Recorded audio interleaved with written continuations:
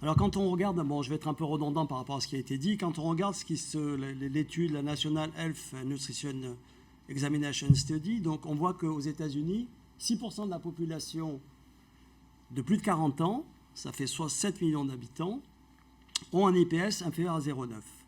L'étude danoise dont Serge a parlé, sur laquelle je reviendrai, 11% de la population au Danemark, des hommes de 65-74 ans, ont soit un IPS inférieur à 0,9, soit supérieur à 1,4. Et vous voyez que le 1,4, ils le mettent dans les critères d'artériopathie. Et dans une revue qui a été publiée sur un travail à 5 ans, 7% des patients chez qui on a dépisté une artériopathie asymptomatique deviennent symptomatiques à 5 ans, donc ça fait 15 sur 15 se mettent à claudiquer. Par contre, 21% des patients avec claudication développent une ischémie critique. Alors la mortalité cardiovasculaire, ben ça c'est quand même très important. C'est un papier qui a été publié dans l'Européenne il y a 2 ans.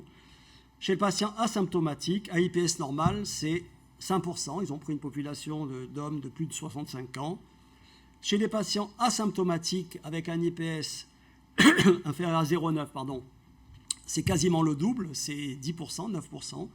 Et vous voyez que les patients symptomatiques avec un IPS inférieur à 0,9, c'est 13%. Donc ça veut dire qu'on meurt 3 fois plus fréquemment si on a un IPS, si on est symptomatique avec un IPS inférieur à 0,9 que si on est asymptomatique.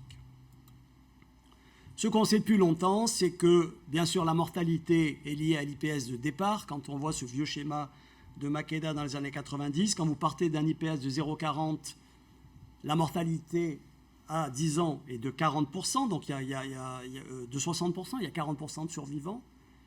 Et qu'on sait également que l'IPS, Serge l'a dit, c'est quelque chose de très reproductible. Voici les principales études de la littérature. La variation intra-observateur est faible. Et on sait également qu'il y a une corrélation entre l'IPS et le risque évolutif. La nécessité de pratiquer un geste de revascularisation dépend de l'IPS, ça a été démontré il y a longtemps. Et Cronenweth avait montré dans les années 90 qu'une baisse de 0,15 de l'IPS, donc ça veut dire que ce n'est pas beaucoup, augmente un taux d'intervention chirurgicale ou endovasculaire de 2,5. Donc on a des corrélations quand même très, très étroites. Ce qu'on sait moins, c'est est-ce que ça sert à quelque chose de dépister l'AOMI chez le patient asymptomatique? Est-ce que ça va améliorer le pronostic? La prévalence de l'IPS bas, regardez, entre 40 et 59 ans, c'est 1,9%. Entre 60 et 74 ans, c'est 8%. Et au-dessus de 74 ans, de 75 ans, c'est un patient sur 6 qui a un IPS inférieur à 0,9. Alors, est-ce que chez ces patients-là, il faut dépister l'artériopathie? D'abord, la prévalence est difficile à établir parce que plus de 50% des patients qui ont un IPS inférieur à 0,9 sont asymptomatiques ou ils ont des symptômes atypiques qui rendent le diagnostic de claudication difficile. Donc, est-ce que l'IPS est un bon test chez le patient asymptomatique?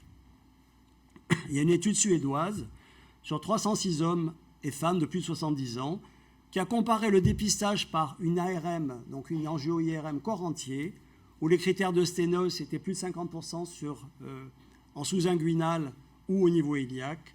Et ils ont fait des IPS à ces patients et ils ont vu que la sensibilité d'un IPS inférieur à 0,9 dans cette population, elle est extrêmement faible. Vous voyez que cette sensibilité, c'est de 15 à 20%, très très faible. Ça veut dire que chez 80% des patients, on est passé à côté du diagnostic avec bien sûr une spécificité très élevée et une valeur prédictive positive et négative élevée.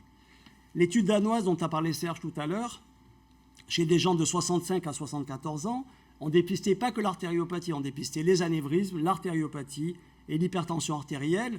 Il y a une réduction de mortalité faible dans le groupe dépistage, mais c'est difficile d'évaluer le bénéfice de dépistage de l'IPS seul, puisque c'était l'IPS associé au dépistage de l'hypertension, associé au dépistage de l'anévrisme de l'aorte abdominale. Il y a eu 4 études chez le patient asymptomatique, des études de rééducation, j'en parle pas, il y a une étude australienne avec 882 patients qui étaient négatives, mais 2 études randomisées avec l'aspirine 100 mg chez le patient asymptomatique, qui ont été suivies, la première étude aspirine for asymptomatique athérosclérosis, donc suivie pendant 8 ans, et l'étude les sépopadades chez 1276 patients diabétiques, suivis pendant 7 ans. eh bien, il n'y a aucun bénéfice sur la mortalité, sur les événements cardiovasculaires, sur l'apparition d'une claudication intermittente, sur la revascularisation, qu'elle soit chirurgicale ou endovasculaire, et sur le taux d'amputation.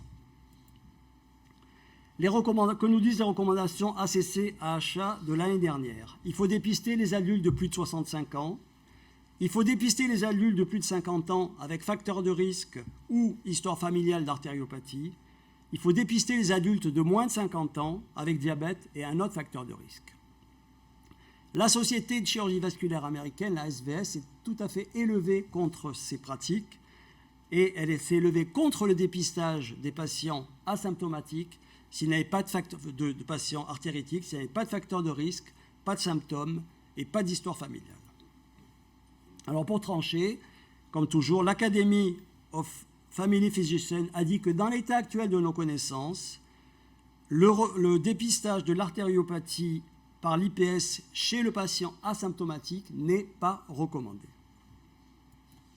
Alors le futur c'est quoi? Le futur c'est quoi? C'est de dépister chez des patients à risque accru d'artériopathie qui ne reçoivent pas encore des interventions pour réduire ce risque, il n'y en a pas beaucoup, et des études de dépistage avec IPS et intervention pour stopper la progression de l'artériopathie. Alors peut-être qu'il faut sélectionner différentes populations, les femmes en fonction de la race, des patients à faible statut économique ou des populations à haut risque du diabétique. Mais vous voyez que dans l'état actuel des choses, rien n'incite à dire qu'il faut dépister l'artériopathie chez un patient asymptomatique. En tout cas, les études que je vous ai montrées le prouvent bien. Je vous remercie.